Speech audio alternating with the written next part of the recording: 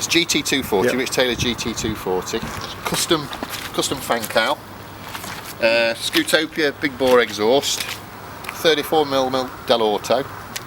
The battery is just a standard battery. We're going to use lithium ion, but we thought that charging a lithium ion battery, you've got to use special chargers. It's got a very, very specific threshold. So solenoids relatively standard. Quick release fittings on the front, the negative. So if you do need to disconnect quickly, you can do. You don't need a spanner. Voltage regulator. Again, Scootronics voltage regulator. Flywheel is our own flywheel which we've purchased. An adapted Scootronics stator, which we've had colour coded so that we know their hours. Ignition, standard Innocenzi casing that we've modified, put our own, and that's probably the clever bit, the electronics to actually stop battery drain, crossfade, and to make it as standard looking as possible.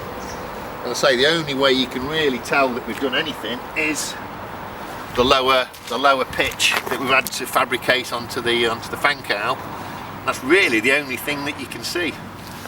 The loom, as you can see, we've tried to make that as unobtrusive as possible. The next stage is to put the actual relay. We're going to hang on the CDI mount up there.